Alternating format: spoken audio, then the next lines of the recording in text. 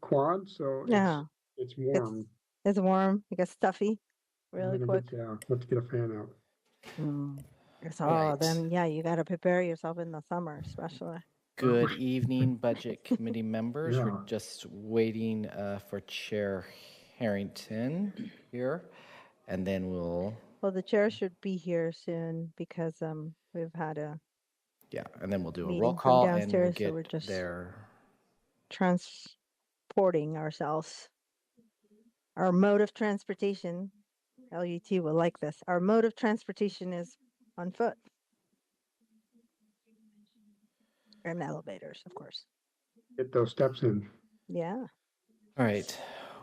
Welcome, Chair Harrington and Budget Committee members. So, Chair, I'll turn it over to you, and then I'll do a roll call.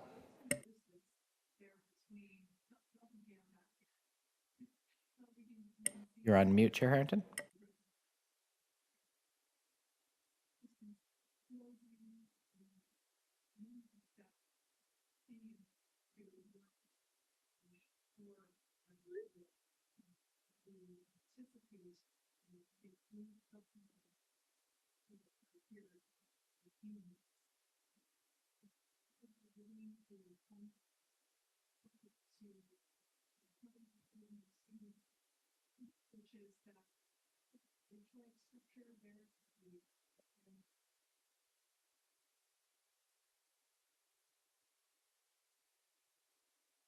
Can everyone hear me now online? Yes, I think all of us are online.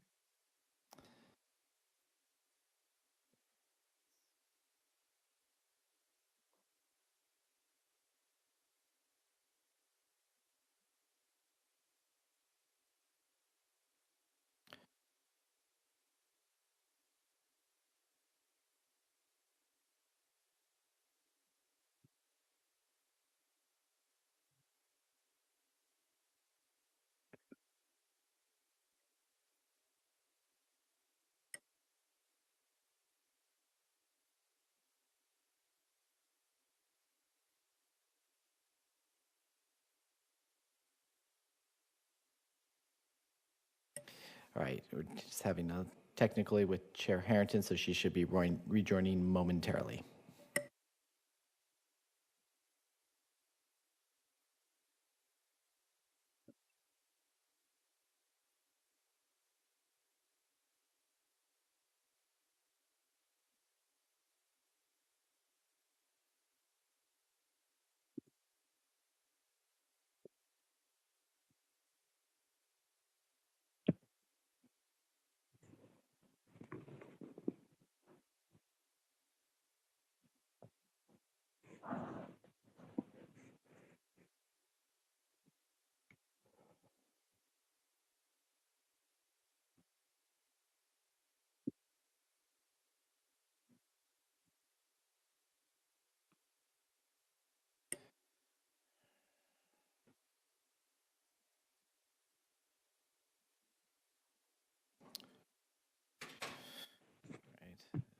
To welcome everyone, Chair Harrington's restarting her computer, so she should join us momentarily.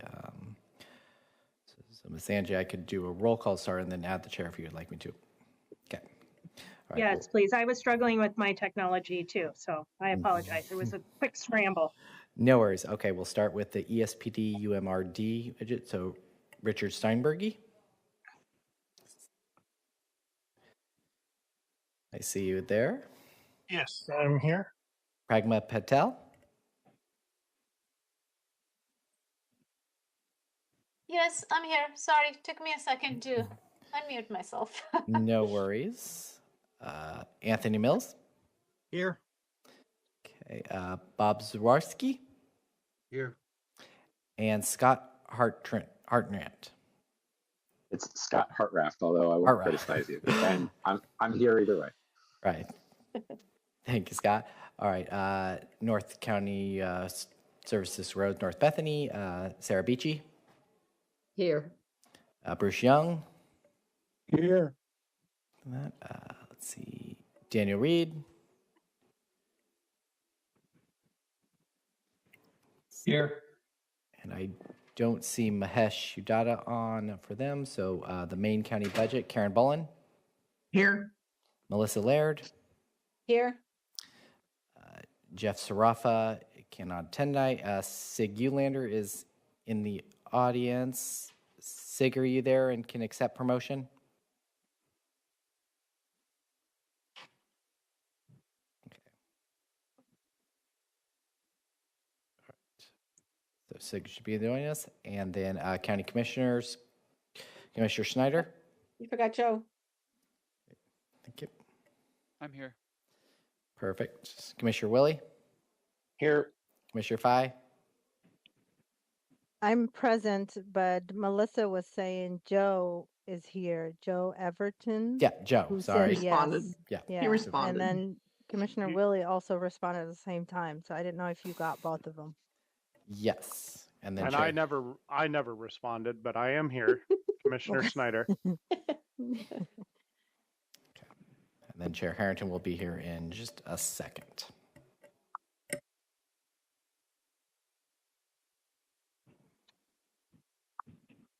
Jason here?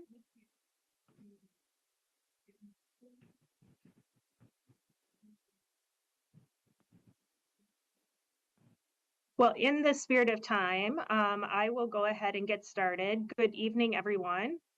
Thank you for making the time. We are not officially kicking off our orientation for Budget Committee. So for members that are new, the purpose of tonight's conversation is to give you an update on our budget forecast.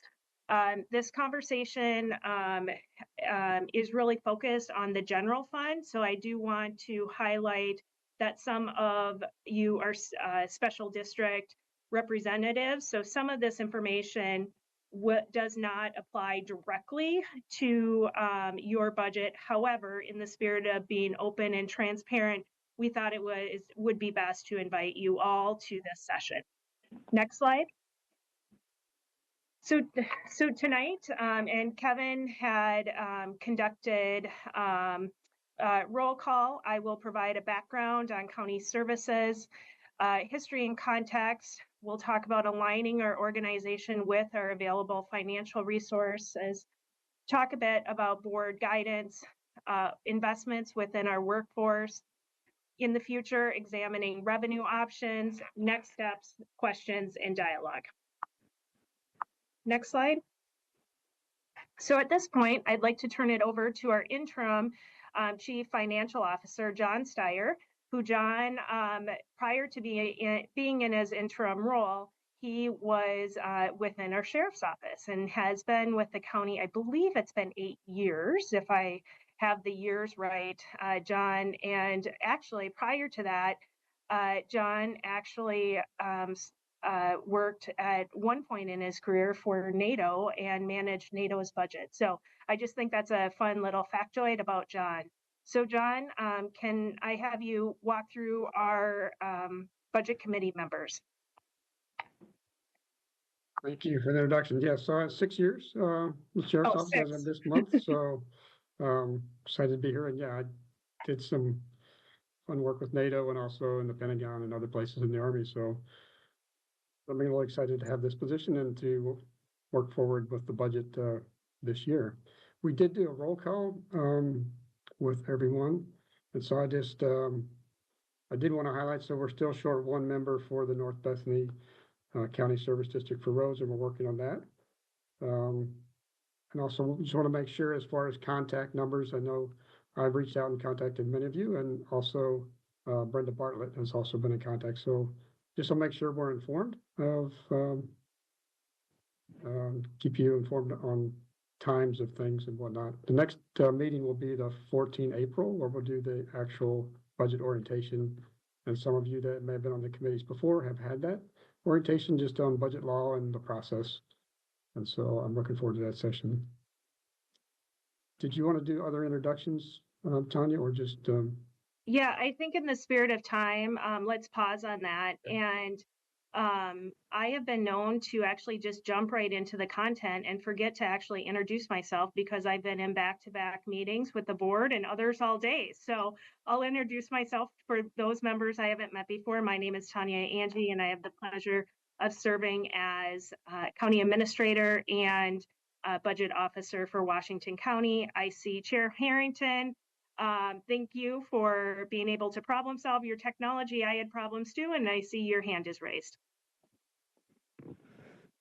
Thank you, Ms. Angie. I just wanted to thank all of our various budget committee members for volunteering your expertise and your time. For those of you who are returning members, thank you very much for continuing your service. I have been impressed by the extent of questions and your willingness to dive into the details of our budget. So thank you in advance for continuing on the journey. And I look forward to getting to know the folks who are new to our budget committees this year. Thank you. Thank you, Chair. Next slide, please. So now we'll just touch briefly on background on county services and strategic plan. I would ask that if commissioners have any comments they would like to add as I'm walking through slides, I will try to watch for hands. So feel free to raise the hand because I know our board has been on a deep budget, I'll call it a deep budget journey since September of 2024, planning for this coming fiscal year. Next. Ms. Laird. Sorry, that was a mistake. Okay, you were testing. I was testing. You're practicing, okay. Got it. Or you were testing if I'd recognize someone for raising their hand. This slide, and you do have access to this slide deck, outlines state provided services, state county shared services, and then county provided services. Counties are actually a creation of the state. And so there is a shared service delivery model with the state. And so what does that mean? There's some services the state provides directly. There's some services that the state provides funding for. And within those funding models, at times, they are completely unfunded, even though they may be required functions of the county, but the state does not fulfill its funding mandate, or they are unfunded mandates, which means that the county is required to use its discretionary funds or its property tax funds to fund those services. One of those services that I do like to highlight is jails. The county is required to provide jail service. However, we do not get any state funds to help support jail capital or operations. Next slide. This is a pictorial depiction, which really shows the vast portfolio of services that we provide here at Washington County. What I like about this depiction is it really shows how county services touch our lives each and every day. And actually, many times we don't think about those services that are being delivered and that benefit our friends and neighbors here in Washington County. Next slide. Within the budget document, the next two slides actually just lay out the organization structure of Washington County. At the county, we have the Board of Commissioners, whom are elected. We also have other elected positions within the county. Our county auditor, which is an elected performance auditor, our district attorney, justice of the peace, and the sheriff. In my role, I am appointed as county administrator and serve as the budget officer to the board. The board also has a second report and direct report, and that is county council. Our Board of Commissioners also serves as the Clean Water Services Board of Directors. We are not going to talk this evening about that role in Clean Water Services budget because that is not under the purview of Washington County. They are two distinct organizations. Reporting to me are assistant county administrators. They are online and and listening this evening. You will get time to meet with them. And for returning budget committee members, you are well aware you hear from them plenty during the budget committee presentation process. And then also our Chief Equity Inclusion Officer. The Chief Financial Officer and Chief Human Resources Officer are currently also direct reports to me. Next slide. This slide depicts the wide and vast array of departments to carry out the pictorial diagram that I shared in the previous slide, as well as the state county shared services. I won't spend time walking through each of the departments. As we get into the budget process, the assistant county administrators will lift up the important functions that each of these departments deliver as they walk your budget committees through their budgets. Our services are funded through discretionary funds, which are general fund revenue, and general fund revenue is made up of property taxes and fees. We also have special directed funds or special purpose funds. Some of these examples are grants from the state, federal government funding, such as for affordable housing, public health, transportation, construction. So I think of those as special checkbooks. And as technology continues to advance, I recently had someone joke that you need to evolve the language that you're using, Tanya, because no one uses checkbooks anymore. So I don't know if I start to use Venmo accounts or Cash App accounts or some other language that can resonate with younger audiences. We then have voter approved special purpose funding. Those include our Washington County Public Safety Local Option Levy, and we will touch a bit about that because we are in the process of working through replacement. In addition, with our Washington County Cooperative Library Local Option Levy. My tongue always gets twisted up in those words because they never come out seamlessly with the number of L's. We have our Metro Affordable Housing Bond, Metro Supportive Housing Services Tax. The acronym that's commonly used there is SHS. Our Urban Unincorporated Area Enhanced Service Patrol District, which the acronym is ESPD. And then also serving our urban unincorporated areas is our Urban Road Maintenance District property tax. So many checkbooks or many funds within the county. Next slide. So we'll talk a bit about history and context. Next. So I used to call this my favorite slide. Now I'm not quite sure how to feel about this slide. So in the 90s, the state of Oregon passed what was called Measure 5 and Measure 50, which at that point in time capped and rolled back property taxes and created a permanent rate. So at that point in time, it set the rate for Multnomah County, Clackamas County, Washington County, and the other counties across the state. Because that was a moment in time, the tax rates or the yellow bars that you see on this slide were created. Also, since that point in time, and you'll see the percentages, 37% growth since that time in Multnomah County, Clackamas County 53% growth in population, and Washington County 59% growth.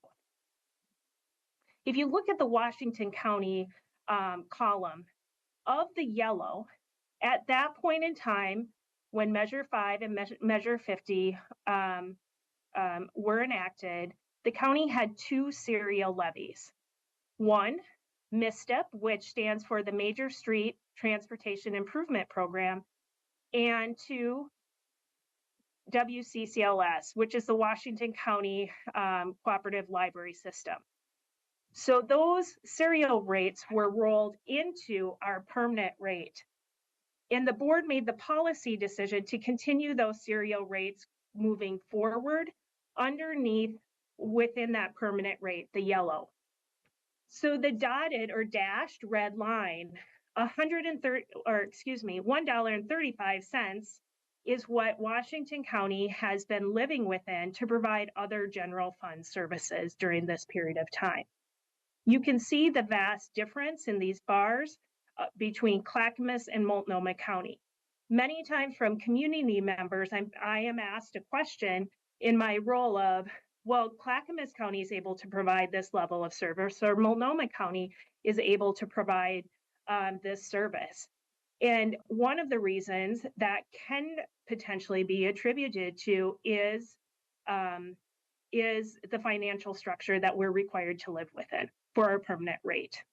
I do want to draw a notation to the blue areas.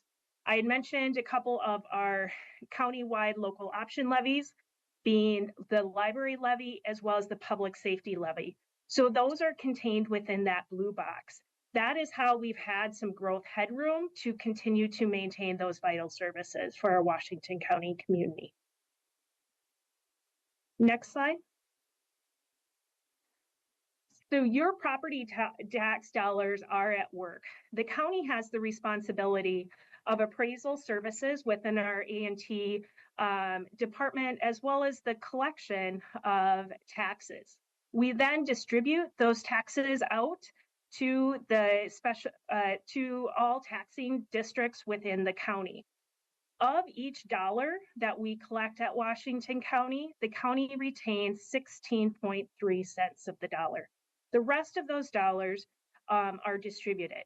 As you see in this illustration, our school districts retain the majority or the highest percentage of each dollar collected. Next slide. And once again, if you have questions, please raise your hand, and because I am watching the screen at the same time. We will not spend tonight going over all funds. And so on this graph is only showing the general fund, because that is the largest area of the budget that we need to solve through this problem solving process. So within the general fund, public safety and justice services make up 43.7%. Then the next largest areas are MISTIP, that's the Major Street Transportation Improvement Program, and the libraries. Those dollars are transferred out to those individual funds. Then we have housing and health and human services, land use and transportation. So think of road maintenance, operations, and planning. And then within general government, that's the general operating of the county, which includes assessment and taxation, which really allows all governments within Washington County to function, and including our important function of serving as elections for the county.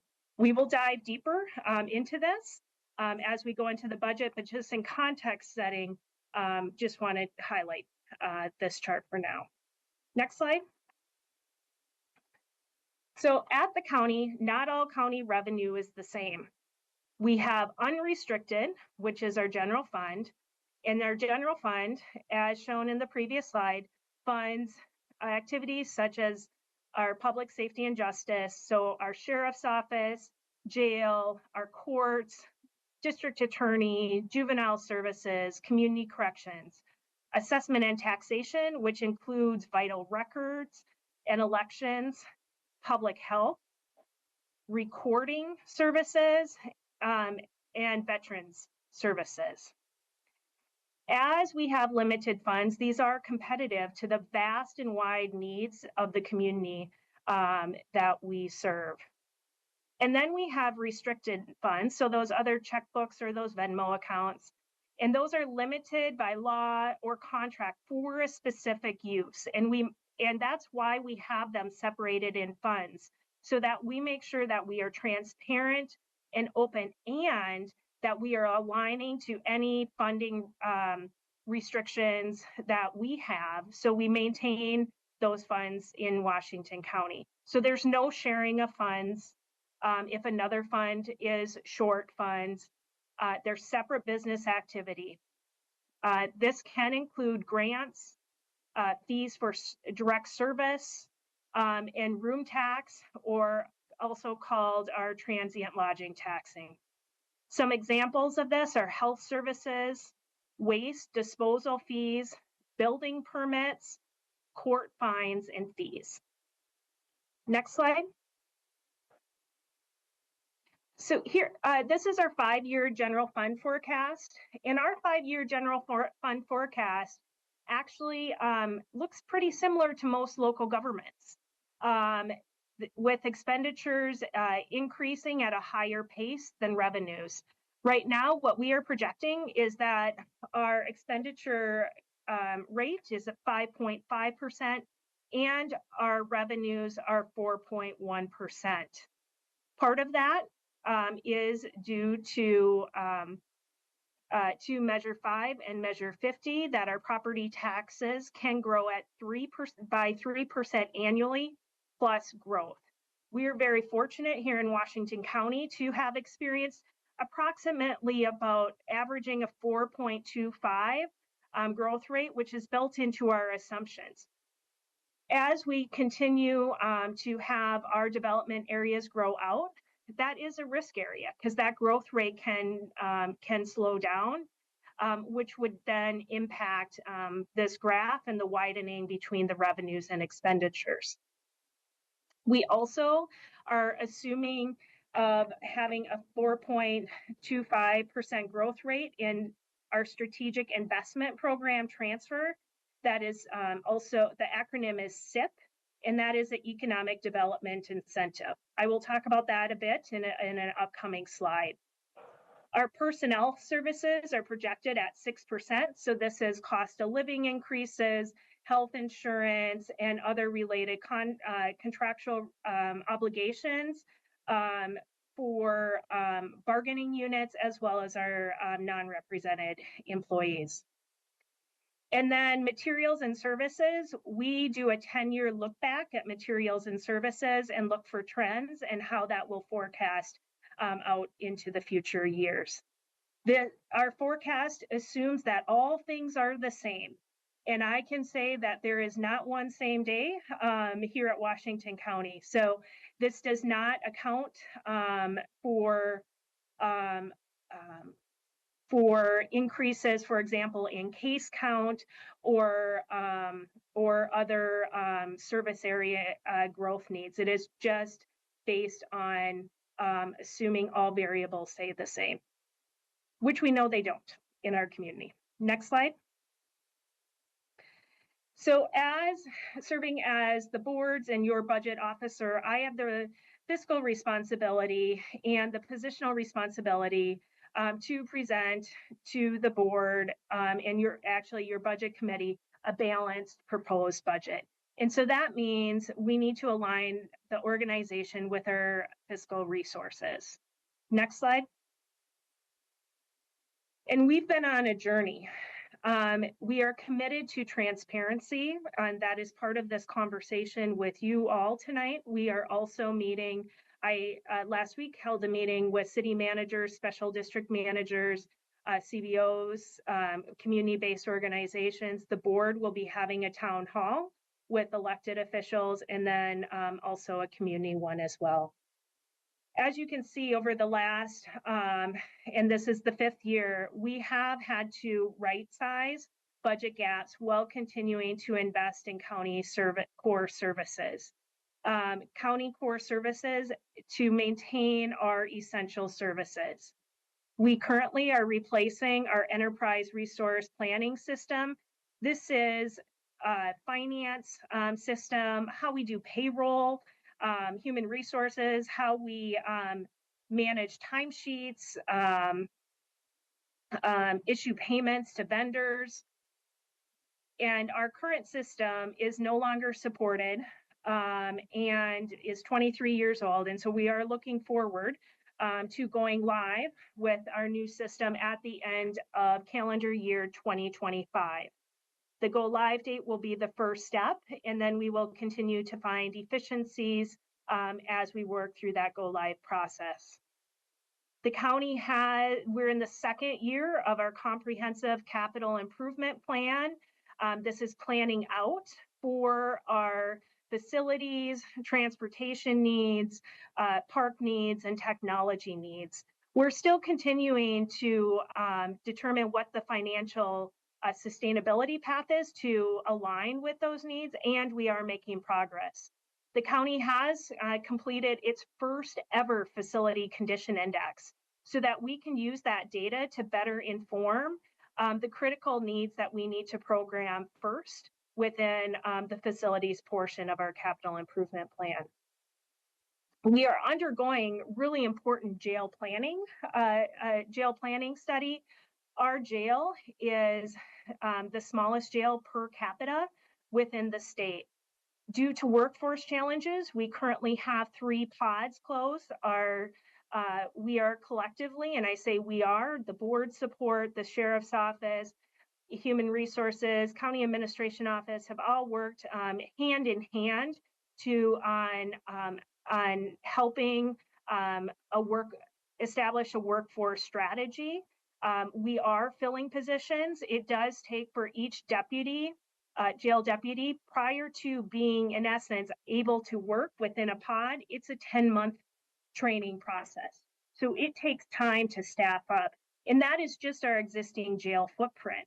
With our growing community, we know we need to plan not just for the jail, but look also to improvements, sizing of our community correction center, because our jail and community correction center really work hand in hand on a daily basis in our public safety ecosystem. And we are making investments within our county workforce. It is a better investment to retain high quality employees than actually recruit and hire for them. So we need to make sure that we have a competitive wages, benefits, and also looking at culture within the organization and training opportunities for staff as well. Next slide.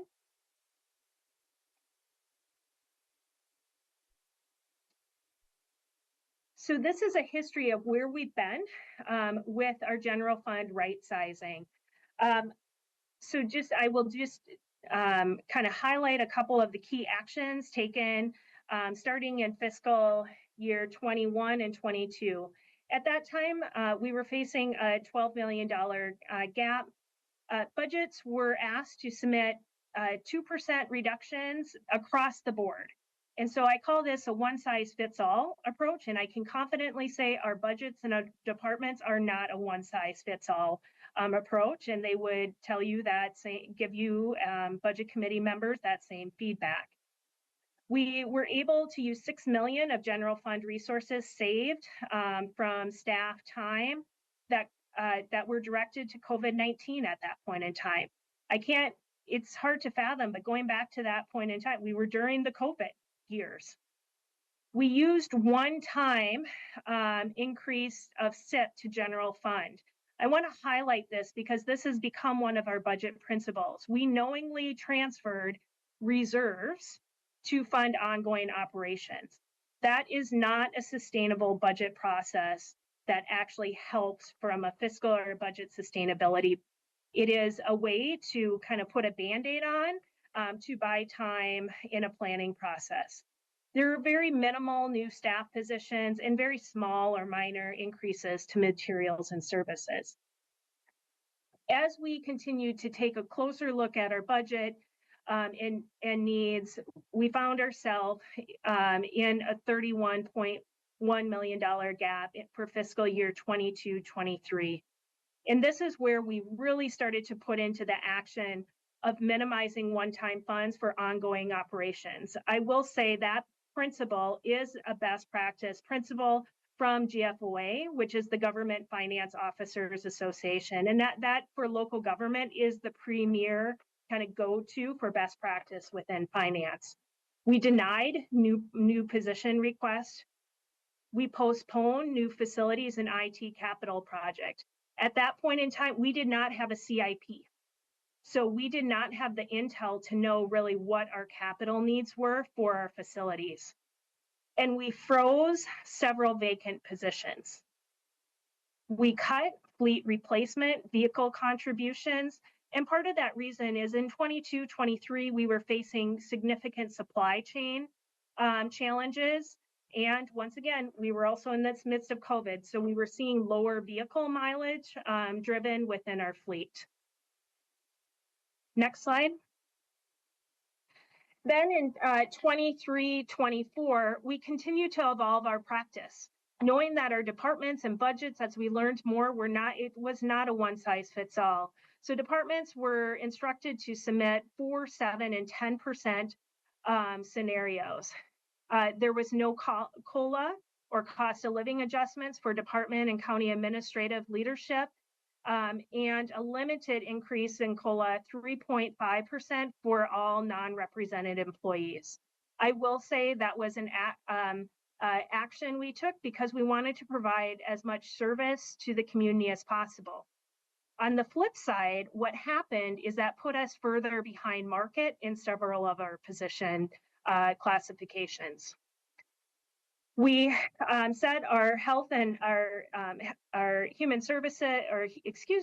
resources staff to the task with a 5% targeted reduction in health insurance costs while maintaining quality health insurance packages for our employees. We managed future vacancies to ensure that we ended the fiscal year with $4 million savings. What that was holding positions for longer, not allowing departments to fill them until a certain point in time to ensure we realized that $4 million savings. So I want to highlight this as another action. It was knowingly taken. It doesn't prove to help long-term for fiscal sustainability, but was a tool in the toolbox to use to get us through that budget year. In that year, we eliminated 22 of the current vacant positions. And we reduced the reduction of general fund transfer to MISTIP, the Major Streets Transportation Improvement Program, as well as the library system. And then last year, due to the work that we had done the year before, we found ourselves with a much smaller gap, but we have been seeing unprecedented inflation.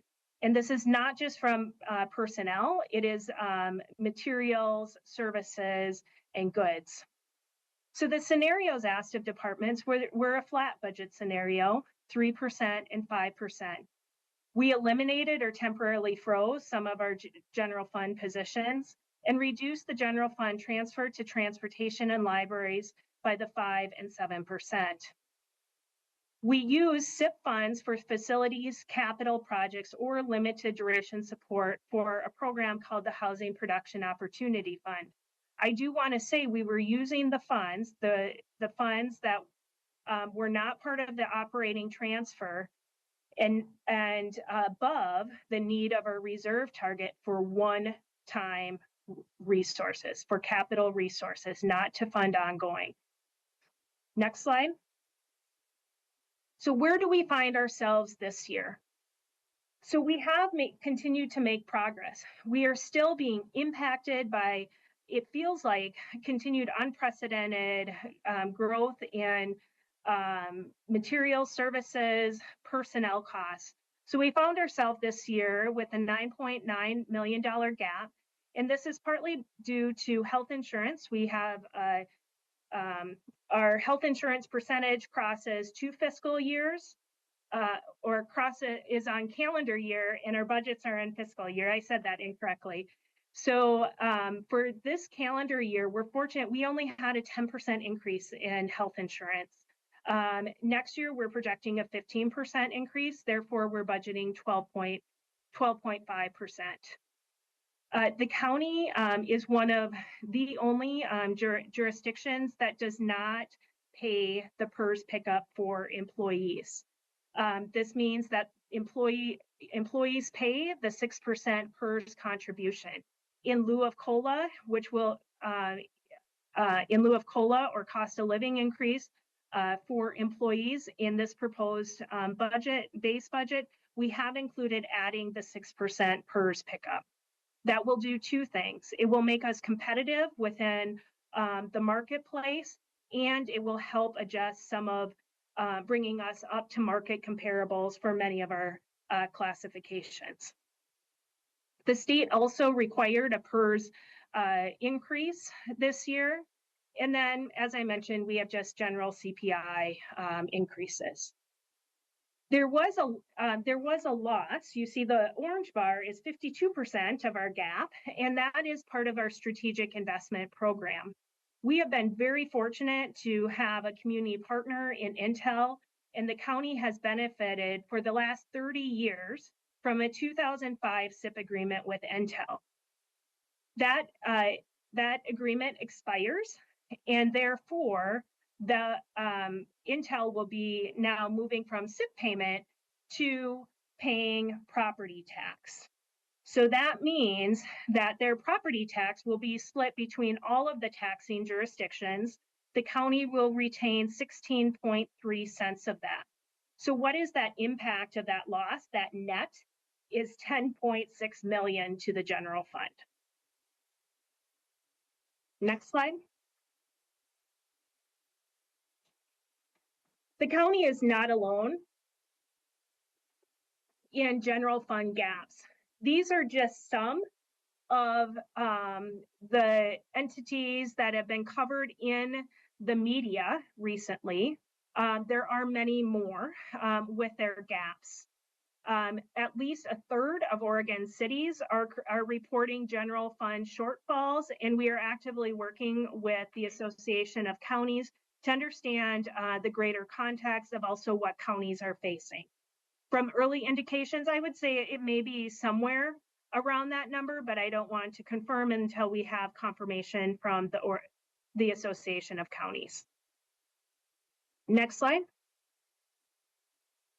So while we've had challenges, we have been making progress as a county. It's been tough. I know it's been challenging for our Board of Commissioners. I lightheartedly sometimes say there's a reason we learn math starting with addition versus subtraction, because it is a far easier exercise to look at additions to service than having to reduce services. As I've outlined, we are operating in a constrained property tax system, and we're continuing to inherit state and federal unfunded or underfunded mandates. We continue to align ongoing operations with ongoing revenue. I know, and I know just today, commissioners made this comment, we don't like budget cuts. This isn't fun for any of us. So we really want to be on the path of fiscal sustainability. And that includes continuing to reduce our reliance on one-time funds for ongoing operations. And we need to continue to right-size strategically, not a one-size-fits-all approach. If you recall, the first year we did take that one-size-fits-all approach, and it just does not work with the diversity of services the county offers. And then achieving appropriate reserves. As you can see there, it says appropriate. It does not say ample. It is appropriate reserves, because we need to make sure we are putting tax dollars to work for the community. And we do have needs. This is challenging multi-year work. And while it's challenging, it's tiring, and sometimes it feels outright exhausting, we are on the right path, and we are continuing to make progress to a greater financial stability. Next slide. So the board guidance. So from a process standpoint, next slide. I mentioned the board has been discussing budget. As soon as budget committee and the board adopts the budget, I feel we take about a month off and we're right back into the process again for the next year. And I just want to highlight that is just a testament to the board's leadership and also their commitments to financial stewardship and stability. In December and January, and through the process of fall leading up to December and January, the board had developed what's called budget principles and priorities. So for the principles, the first principle is support board goals and governance. The board creates board goals or board key initiatives, and so this bullet point is really saying that we need to continue that work. Enhancing meaningful communication with the public that is transparent and open. Enhance and evaluate revenue in the short, mid, and long-term fiscal sustainability. Honor the continued commitment towards equity. Objectively evaluate services with a priority on mandated services. There are services the county is just required to provide. Those are services that no other entity is in the position to provide. We are the local government that is required to provide those services. Consider both long-term capital and operating needs. We need to continue to invest within our capital needs at the same time we're investing in our operating or direct service delivery needs. I think of our buildings, our infrastructure, as those are the conduit for us to deliver services on a daily basis. And we have to position the organization for the future. That means supporting the workforce, supporting systems and structures and initiatives that position us, so that future focus list. And then also understand the service impacts on community members' lives. We are talking about cuts, so really having that understanding of what is being put forward and being very clear and transparent about what reduction could mean. And balance our systems of service and continue to pursue a One Washington County approach. I, as budget officer, and the board have a responsibility to look at the entire Washington County organization and the health of the entirety, and not just the health of one department over another. Next slide. So how does that line up with priorities?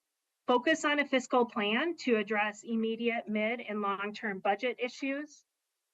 Continue to operationalize, design the future in a One Washington County approach, which includes, we have work occurring in major systems. I talked about our capital improvement planning. We are also undergoing rapid finance transformation and HR transformation, and we're making investments within IT that benefit our direct daily service delivery. Continue to plan for and respond to emergencies and disasters.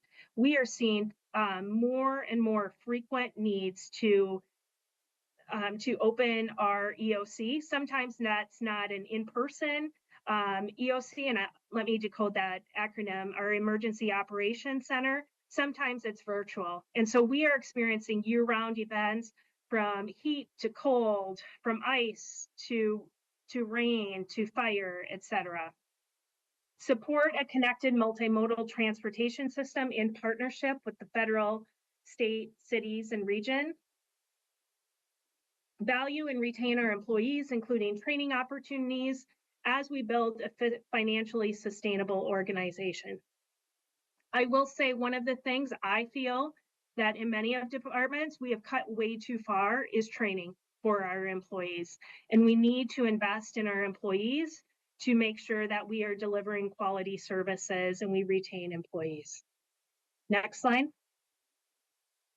Continue to spend down our American Rescue Plan federal funds. Those funds are set to expire in December of 2026. Really proud that we had 100% of our funds obligated by the deadline of December 31st, 2024. So we are putting those dollars into action here at Washington County. Partner with the state and community to protect public and behavioral health. The reason state is listed here is because the state is the primary funder of those activities. Partner with the state and region to develop, build, and manage affordable housing and address homelessness. We cannot address these issues alone, and we need to be working with a region, metro government, as well as the state. Deliver public safety and justice services in a way that builds community trust, working with our community to enhance safety for all of our community. Any proposal brought forward from departments for new or expanded services must come with the 100% corresponding new revenue. Prioritize county-wide revenue on county-wide services. So county-wide revenue to services that benefit all of Washington County, not just certain areas within the county. Prioritize revenue on county state shared services, and this gets to what is our role as a county government.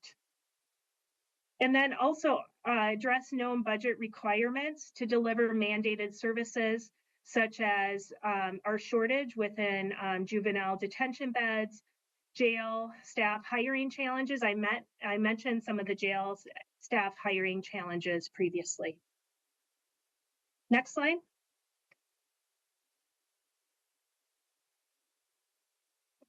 So where does that bring us to budget direction to departments?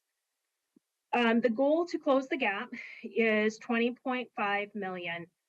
I've mentioned that across the board, a straight percentage as our departments, as our services, it's not a one size fits all approach. Departments were asked to submit 10, 13, and 17% budget reduction services. So to help support that, our approach to services going forward need to be focused on our mandated services. We need to examine the quality of services in some areas. I simplistically say this means going from gold to bronze. That does not mean staff will continue to put 100% of the effort, but there may be some things that we lessen our the experience level for clients. Maybe it's longer wait times, longer turnaround, maybe slower response times, but we don't have the resources to continue to deliver the gold. And then we need to consider eliminating some services and programs. Looking at services, what services can be turned back to the state or the state deliver because it is the state program and the county has taken on the service and then subsidize that service for a higher level of service. And then examine revenue alternatives, and that includes new or increased taxes and fees to cover the cost of service. Next slide. I mentioned briefly, how are we investing in our workforce? Next slide. So I'm not going to spend a lot of time because I actually forgot this slide was in here, but I will highlight once again, in lieu of cost of living increase for employees, for non-represented employees. For represented employees, it will follow their bargaining agreements. In the proposed budget will be the county picking up the employee share of the 6% PERS pickup. So what is that cost? That does have a $1.6 million cost to the general fund. And to the other funds or special funds, it's a total of 4.7 million. Next slide. We are also investing in tools and systems and other ways to ensure that our employees and our service delivery is quality to the community. I mentioned implementing Workday. That is our ERP or enterprise resource planning system, our finance HR system. We're continuing to look at spaces within the workplace to make them safer for employees. We continue to look at technology and innovate and current. So how can we be more efficient and more responsive with technology tools? Also maximizing the value of our existing assets, our existing facilities and infrastructure, and refocusing on employee training and career development here at the county. Next slide. Examining revenue options. Next slide. So we do have 2 local option levies that the board is actively working on. The board and the respective service areas are working on replacement, on a path to a replacement measure. So our public safety levy supports our countywide criminal justice system. And it's really aimed at being that gap to our permanent rate for the system. Because our general fund, the permanent rate, cannot fulfill all the needs of our criminal justice system. The current rate is 47 cents per 1,000 of assessed value. In this current budget, that counts for roughly 16% of the criminal justice system revenue. The proposal is to increase that rate to 65 cents. And this helps close the gap that we are seeing in service need growth, as well as inflationary growth over this last 5-year period. We are gearing for this to be election of this current calendar year of November 4th, 2025. Next slide. During that same election, it will be also replacement of the library levy. The library levy is operational funding for libraries managed by cities and nonprofits. It supports our countywide digital collection, which, wow, I wish I had the stats in front of me. Our digital collection continues to be outpacing our current resource needs. Core infrastructure and support systems that link independently operated libraries into one countywide system for all residents. This is, and I believe our WCCLS system is amazing, that while we have cities and nonprofit partners operating levies, there is a common thread of service throughout all of our libraries here at Washington County. And this is due to the portion of the permanent rate, as well as this levy that helps support that work. Our current rate is 22 cents per 1,000 of assessed value, and this is approximately 42% of WCCLS's revenue. The proposal is to increase the rate by 37 cents. We are also undergoing funding and governance process with all of our partners. And that is to look at base service levels. So there is a consistency of service between all of our libraries, and also provides the additional operational stability for our library system. Next slide. There's also additional revenue discussion that the board is planning to have this spring to start to scope out what other revenue options should we explore, as we know that our expenses are just outpacing our revenues, and we're not keeping up to our service needs within all of our departments. And I do want to say all of our departments. There is not one department at the county that does not have service needs. And so as part of that conversation, we'll be updating fees, looking at fees to better capture cost of services, potentially pursuing increased franchise fees, maybe considering an additional local option levy and others. The board has not had the opportunity to have this conversation, but they have asked that this conversation be scheduled this spring so that they can start to scope out what are the next steps. Next slide. So here we are in the purple box, March 18th, at the Budget Committee update.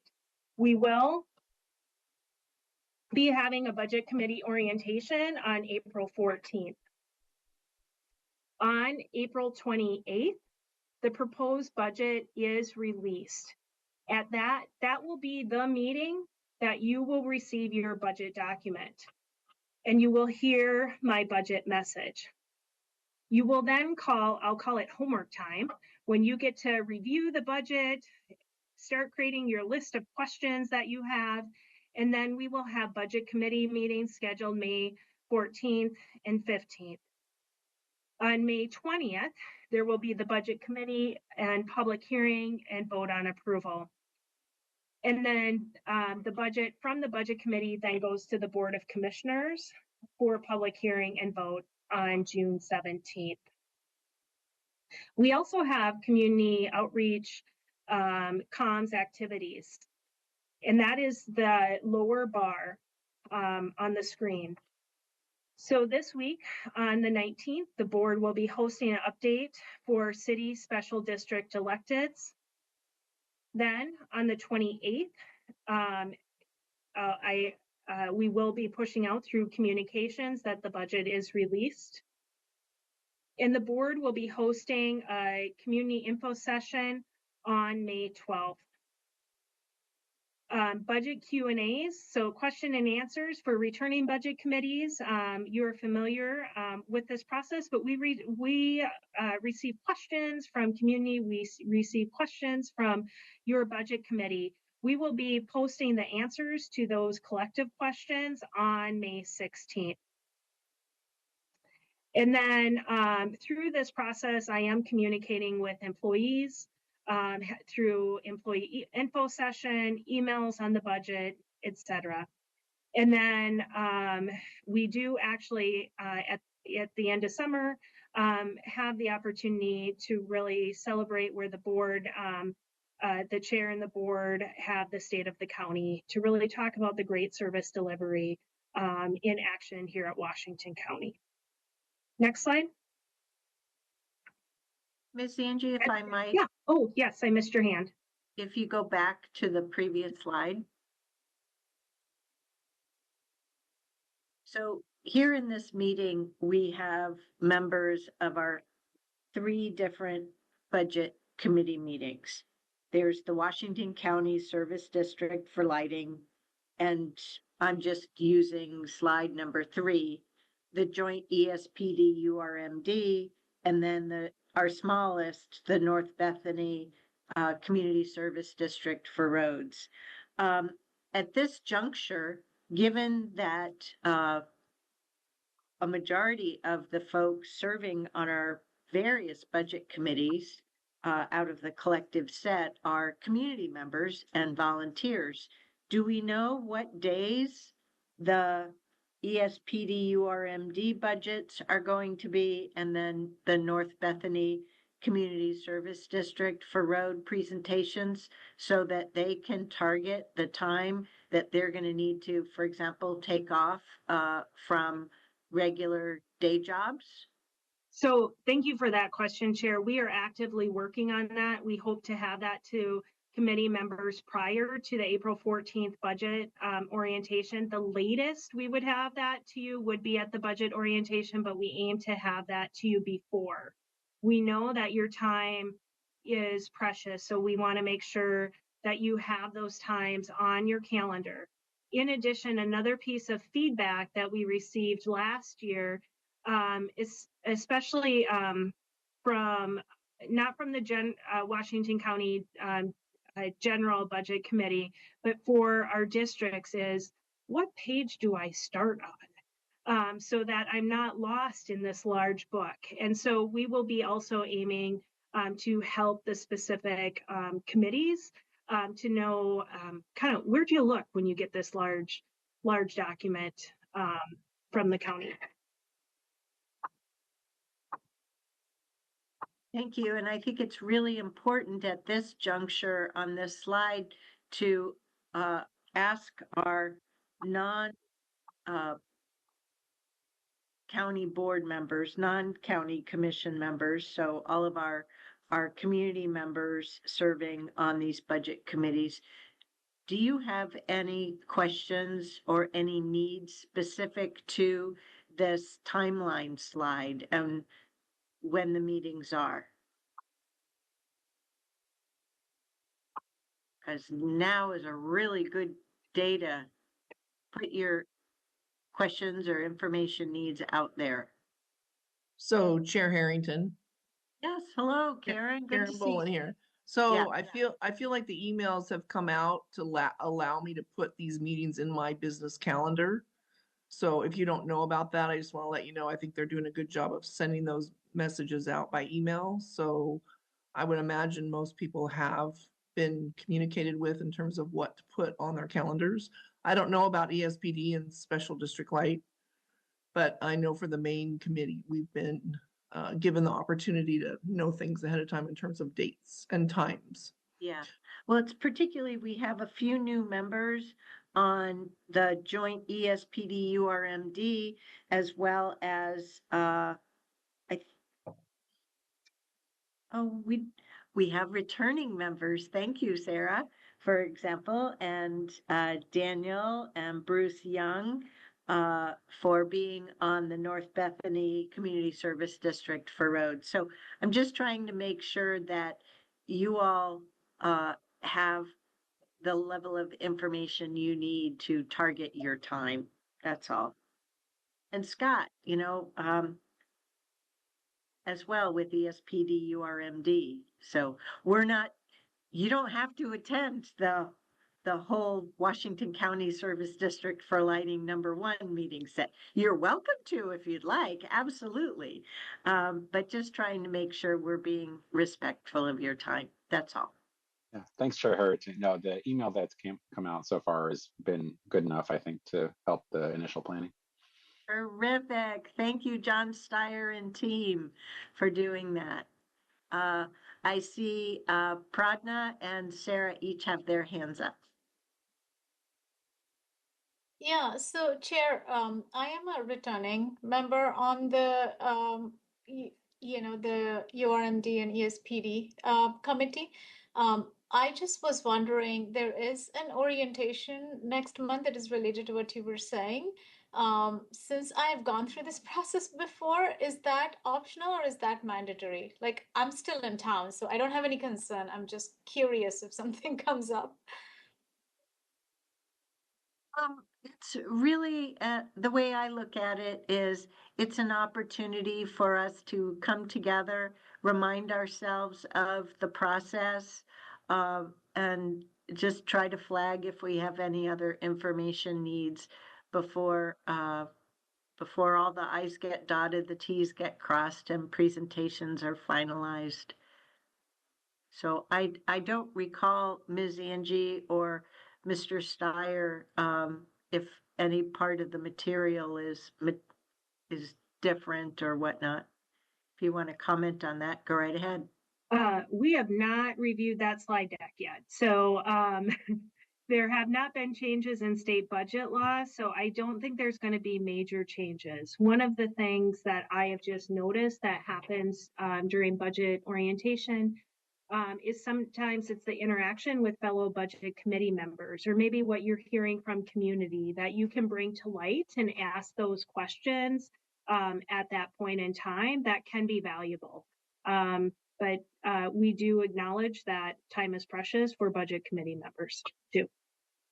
I know for those of us on the Washington County and Service District for Lighting #1, my reading approach, my personal reading approach for this year's proposed budget will be different because of the nature of the problems that have been that Ms. Angie is needing to solve on our behalf. So, but enough just from me. Go ahead, Sarah.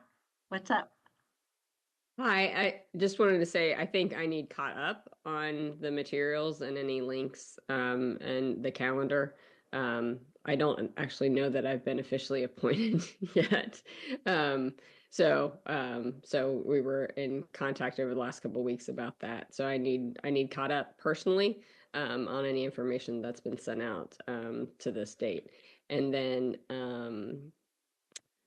I think, and I can talk about this in more detail offline if need be, because North Bethany is different. But in the past, there's been a subcommittee meeting before this process. Yeah. So I'm kind of wondering about that. That's actually required. And so Stephen Roberts usually sets that up for, I think, early April or so. So yeah, we'll make sure. I think Marnie Kyle, the Assistant County Administrator for that, is on the participant list of this meeting too. Yeah, just to clarify, we are looking at if it's required or we need to send an update. So if it is not a required meeting, Sarah, we will just be sending an email memo update instead of having a scheduled meeting. But we're still kind of working through those logistics right now. Okay. So more to come. Yeah, and just to reiterate what Chair Harrington said is that having been around for a while, we did used to get more specific information just to our committees, and it helped to focus. You know, we're all busy people, and while the overall budget situation is always good to have and good to be included, there's sometimes that to parse through multiple committees and dates and times was a little convoluted. So yeah, to be more specific into our special districts, to be addressed to our special districts specifically would be really helpful for everyone. I believe. Yeah, and we're working on that, Sarah, and I appreciate, and also as I had indicated, helping you find the page you need to look at in the budget versus trying to find it on your own. You've been on the committee for some time, but we want to also help support new members. Right. Thank you. Erin, go ahead. So 2 things. I've been on this committee for several times, and each orientation I learned something new because there's new people involved and how they perceive the priorities. And so the discussion is always very informing. So I would encourage everyone to attend. So I'm wondering if the plan is to offer both in-person and hybrid, where someone could maybe join by Zoom instead of in person and experience the orientation context without maybe being there, if that's a problem for their schedule. We can do that for the orientation. We cannot do that for the budget committee. We are asking budget committee members to attend in person for budget committee meetings. I understand. I just was trying to respond to the other person that was concerned about, is it worth their time? And I think my answer would be yes, it's worth your time. Thank you, Karen. Okay. Go ahead, Richard. And by the way, your questions and feedback are not limited to just this timeline slide. The floor is open for any questions you may have. Go ahead, Richard. Thank you very much, Chair Harrington. And so my question is a little bit beyond the timeline, but I'm thinking about the point in time when the proposed budget is briefed to the various committees. And also thinking about the fact that the departments are being asked to submit various budget cut scenarios at different, different percentages. So my question is, will the committees be able to see which cuts proposed under those scenarios were selected versus not selected, and be able to therefore offer an opinion about perhaps different selections for the cuts, if that makes sense, as opposed to just reviewing the result after all of the puts and takes have been digested and put together into the proposed budget? Yeah, we are working on how to best format that. I can say that every decision in this budget for the general fund has been beyond challenging of this year. I think budget committees heard me say for general fund, we are at bone. We are at bone. So this was a very challenging process for departments as we continue to go through the process of developing a balanced budget. So we're determining how to illustrate that. And also it's my responsibility to deliver to you a proposed budget based on my professional opinion and the principles and the priorities that the board has outlined for me in budget direction.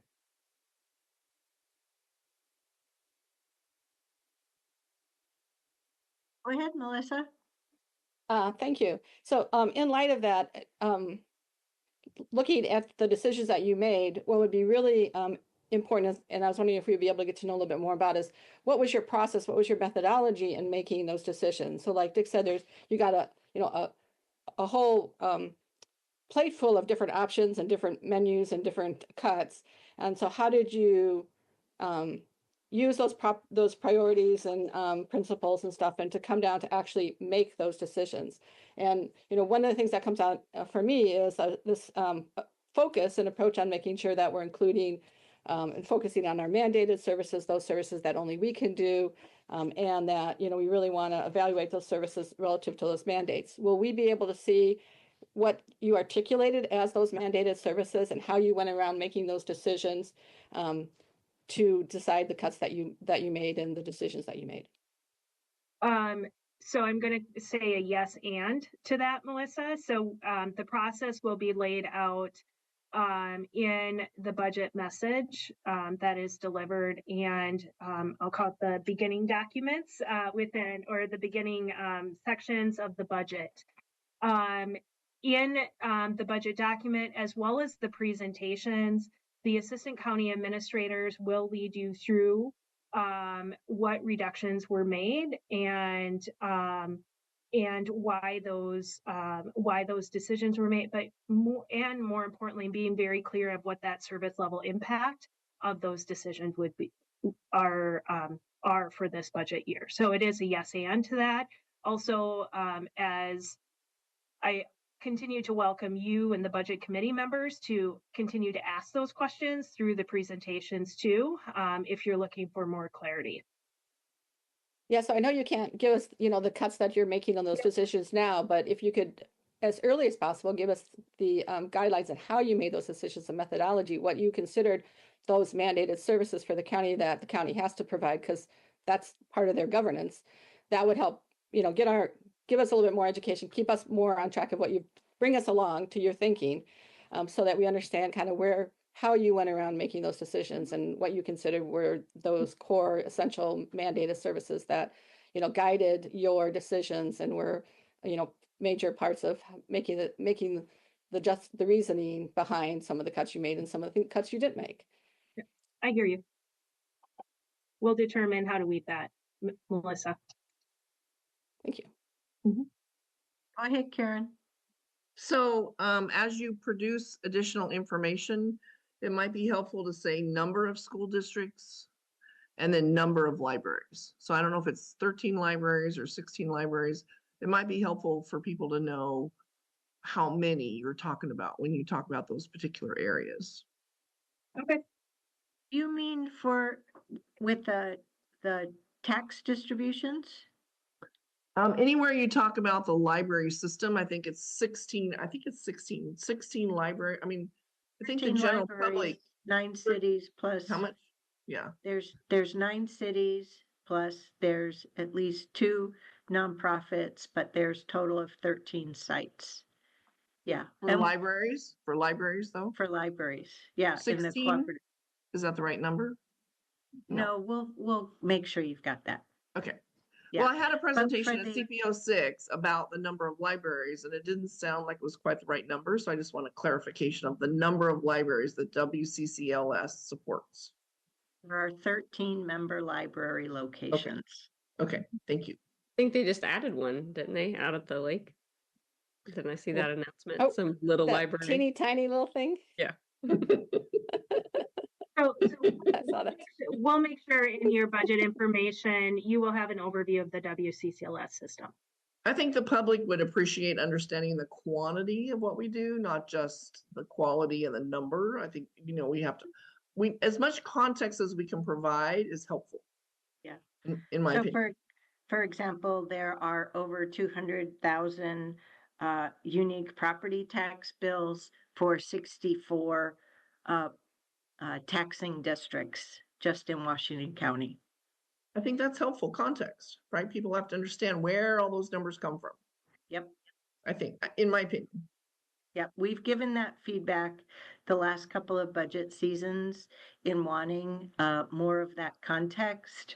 So Ms. Angie heard that loud and clear, and staff is spending more time putting the data into the multiple software packages that are involved with producing the budget document and then the PDF documents, as well as the presentations. It's not enough to hear it verbally.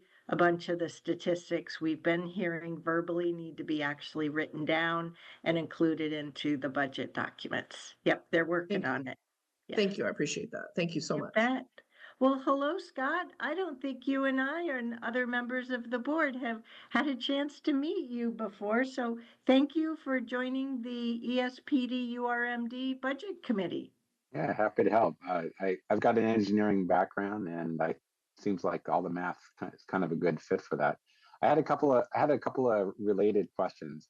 So there was really good information on how the budget gaps were closed in the previous years. I didn't see information on what the actual budget gaps were for those years.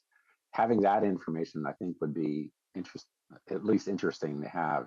You know, you had a $30 million gap and you closed it, but when the budget actually went through that following year, did you spend all the money that was allocated and so forth?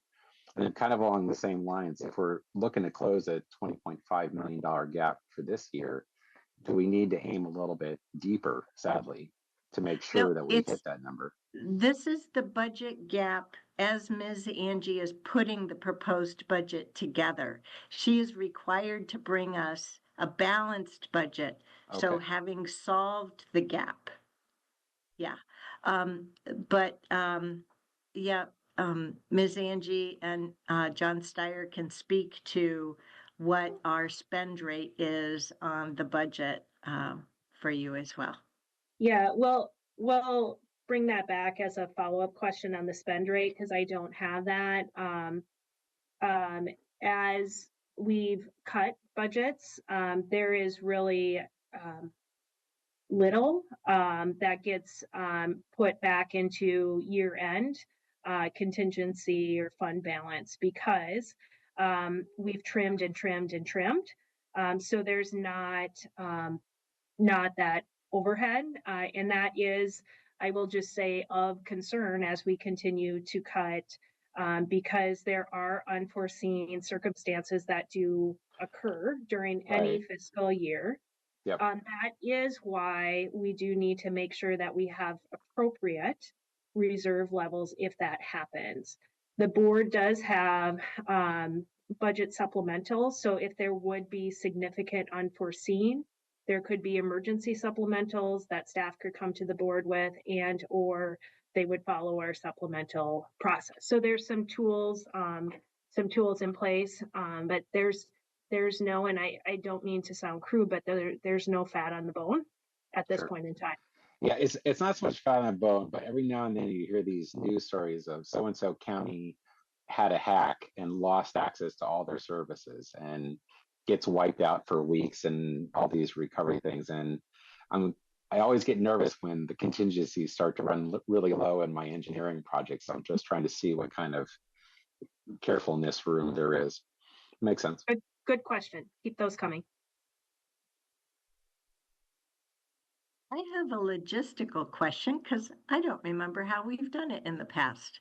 But seeing you in this meeting, Joe, I am reminded that you served as a budget committee chair for the Washington County Service District for Lighting Budget Committee last year. And I can't remember if that's one of the things that we tend to talk about at the orientation meeting, where we need someone to serve as the chair, and we board members really appreciate it when it's one of the community members of our budget committee. So I just wanted to raise that here, particularly for our new members on these different committees.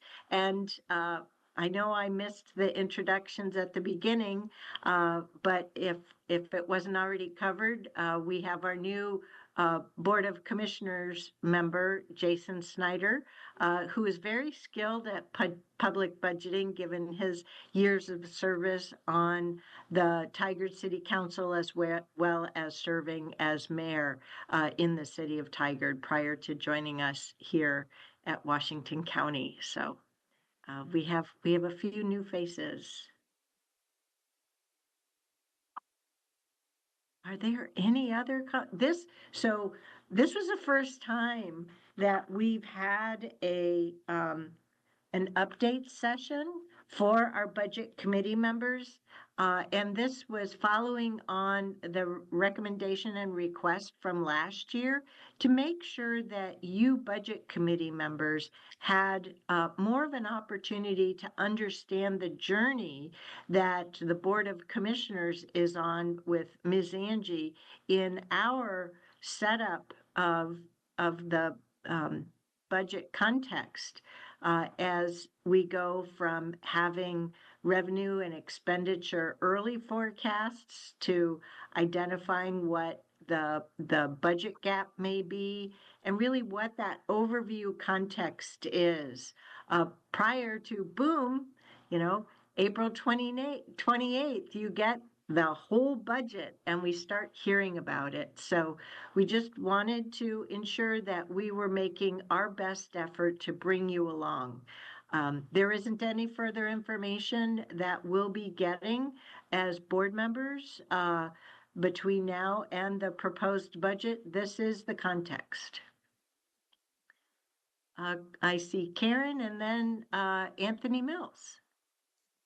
So I just wanted to say, as a returning budget member, when I look through the book that we get on April 28th, I look through each of the pages. I read the message from from Miss Angie. I mean, I read the material and then I look through the different areas and I look for big percentages of changes. So I try to look for where are the big changes in the budget from year to year. And then I try to ask questions and research and understand why those changes happened, and then come to the meeting prepared to ask for more clarification if I need it. So I think the orientation meeting that's coming up is very helpful to understand what your job is as a committee member. And then my question really is, could I, as a committee member, engage a meeting of my friends or my neighbors or my whatever, and then could somebody from the county come and speak to that group about the budget? Is that something that we as lay members could offer that would get the message out to our community, maybe in a different or a more robust way than what's been done in the past?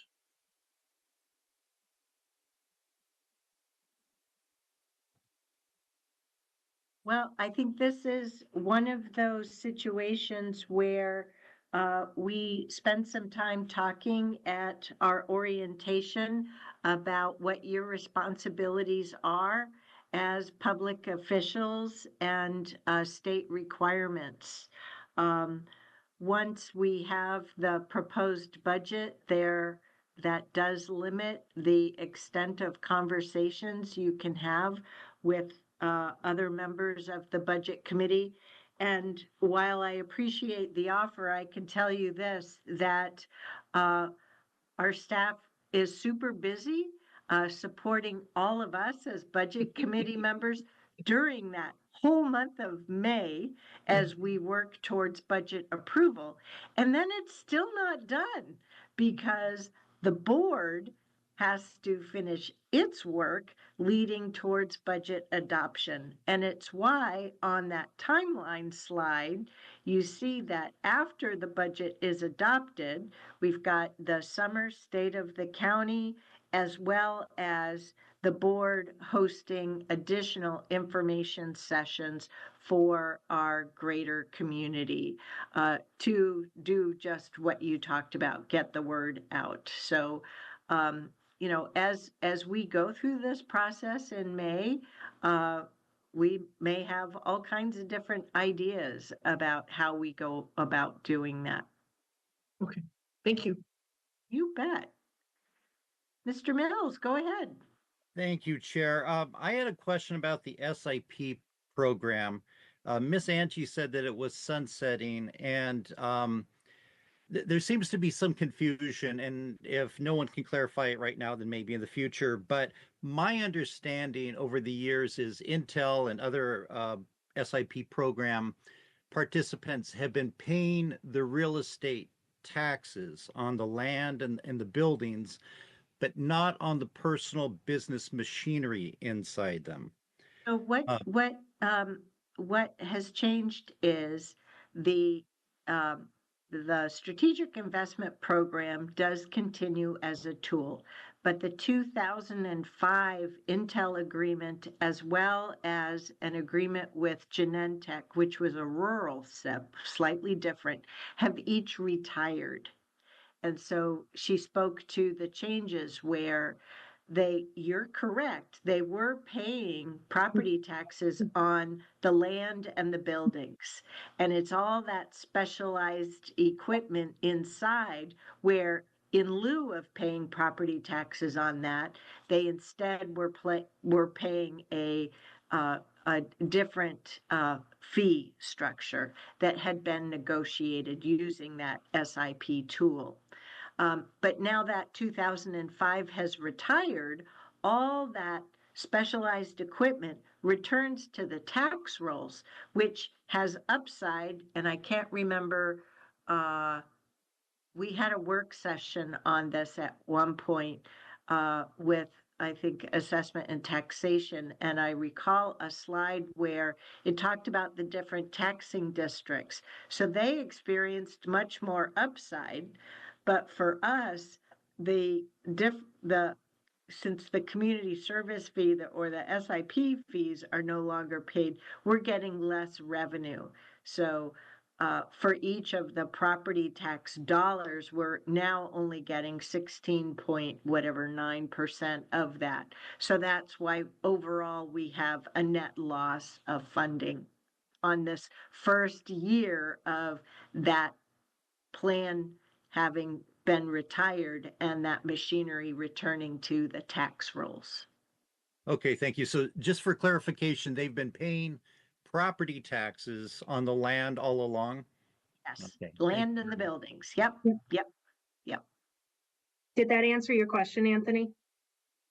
Because I mean, just for budget committee member awareness, if a SIP 101 would honestly probably be a 2-hour conversation. So it gets complicated quick.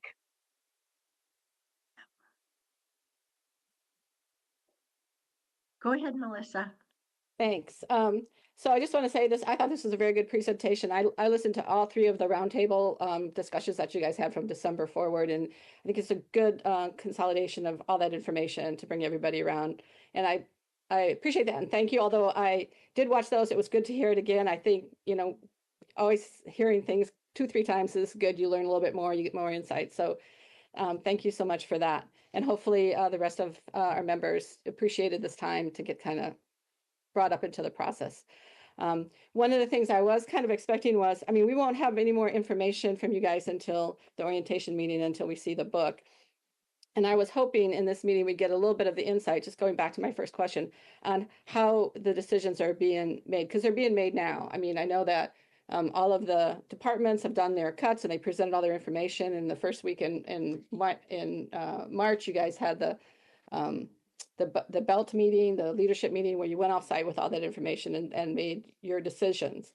And I was hoping in this meeting we get a little bit more of an insight into what the big thought process around them, what were some of those guiding lights, what were those mandated services, so we could start getting our heads around catching up with you on your thought process and your depth of understanding of the problem and how you kind of, were able to collapse that down and focus it and get us in that mindset as well. So I was kind of hoping for a little bit of more insight on that part of the process that has already been done, because now you're starting to put it all together and put your summaries, your book together.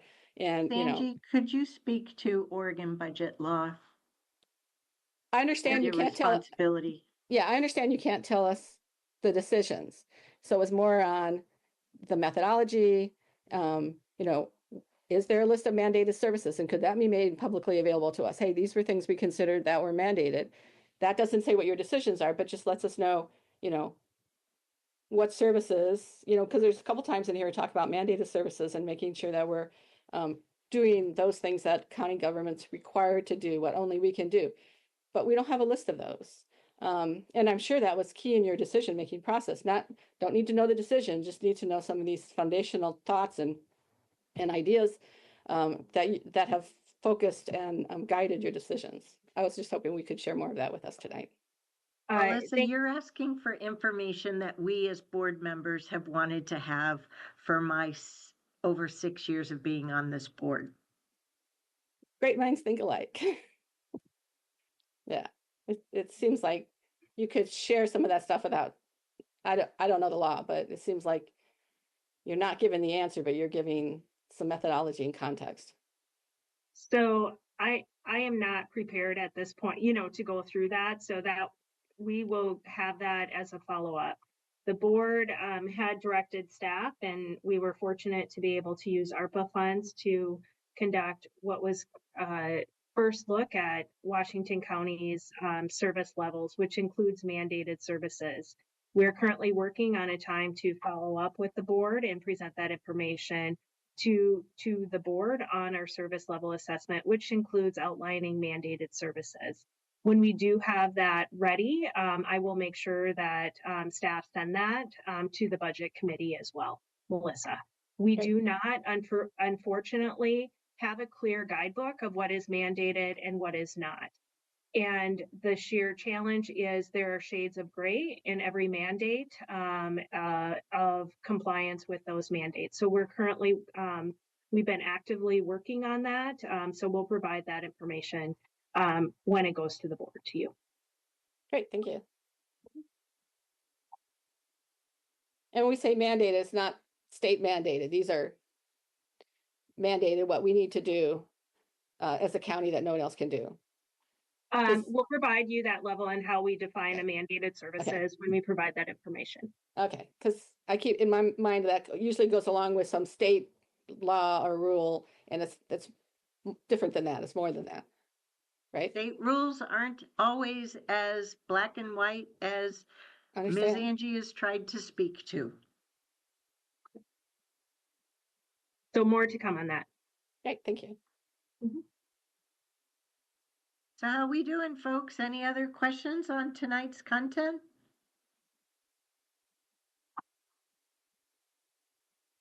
Okay. So in wrap up, we've all got the budget committee orientation on April 14th, which is a Monday night. Do we know, we've had that meeting sometimes at the Washington Street Conference Center. Do we know when that meeting is? We have plenty of time between now and then, but I was just thinking of reinforcing that. Just for our new members, we will be getting that budget book, but our team also lets us know general light process for submitting our questions so that they can gather up all of our questions and put them into spreadsheets so we can see one another's questions. So that'll be coming and explained as well. So, okay, well, without further ado, Clerk Moss, I think we're done for tonight's meeting. Have a good night, everyone. Okay, good night. Thank you, everyone, for spending your time tonight. Appreciate it. Bye-bye. Thank you.